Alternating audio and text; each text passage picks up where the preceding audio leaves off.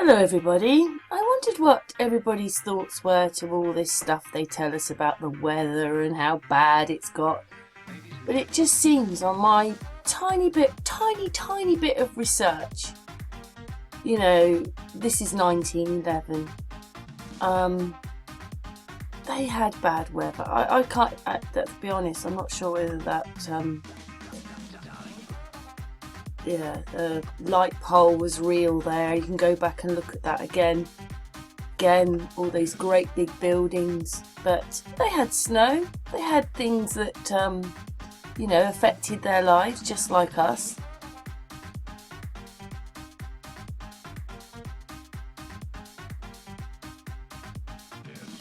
It's always people walking.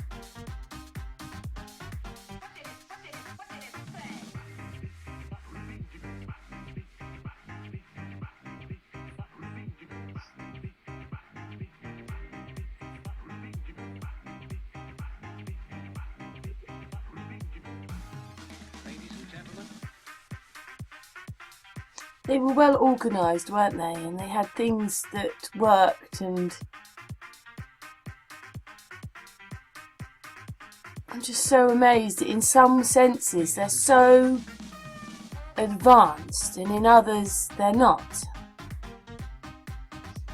Strange, is that supposed to be a face through that window? Look, on the right. I don't know, it just doesn't look right. Who knows though? If all these places in these times are getting snow, then nothing really has changed, does it? Because video and going, it will explain that places have been very cold in the past. I think it's been colder before, to be honest, in some of these places. I don't know, it's just, look how they're telling us everything. Anyway, my thoughts were, these people had bad weather, telling us that everything's changing. Well, there's films of what happened in the past, if this is real.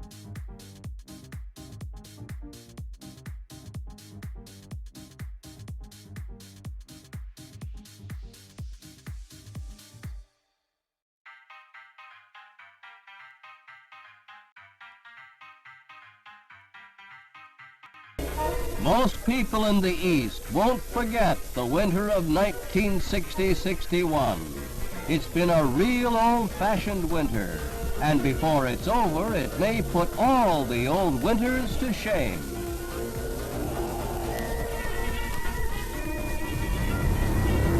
This youngster may tell his grandchildren one day, "You should have seen the snow in '61." In New York City, there's also been a record cold wave, bringing with it the twin hazard of fire. A blaze in a Bronx furniture factory burns day and night and starts up again the following day. Firemen responding to the 5-alarm call find their job complicated by the ice that forms everywhere. For nearly 17 days, the temperature remains below freezing, the longest period ever in New York Weather Bureau annals. Fortunately, the fire doesn't spread, and there are no casualties. Then the heaviest snowfall of the season, and the heaviest in 13 years. New York receives a fresh blanket of 17.4 inches, which is slightly better than the 17-inch fall during December. The city needs only 8 more inches to break the all-time winter record of 63 inches set in 1947-48. The world's greatest city briefly becomes the whitest.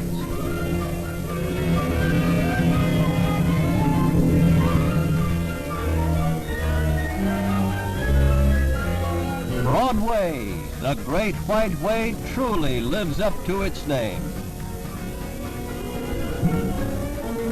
But you can't keep them away from Times Square. Even though people have a little more trouble getting there, the entertainment center continues to function.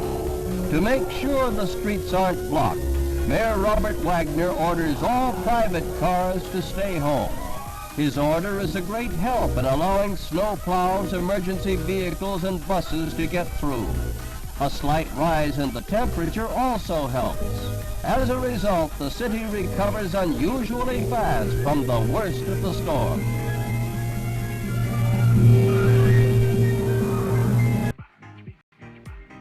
Yeah, Moscow.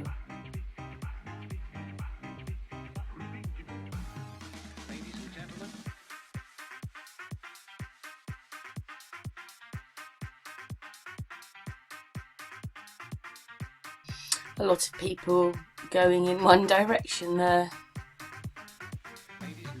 Amazing walls and stuff and buildings. Looks like different times to me. But that's 1908. I wonder how much of this is all there anymore.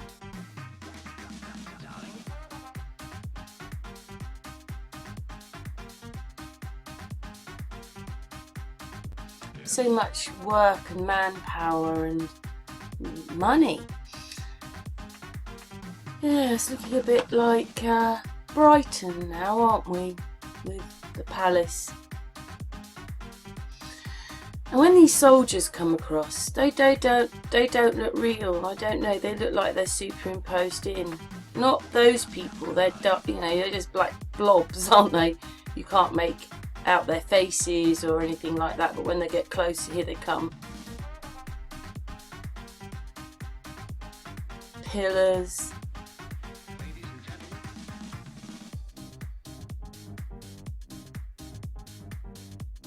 I just don't look like they're actually walking across the front of that. Yeah, they are walking across a screen.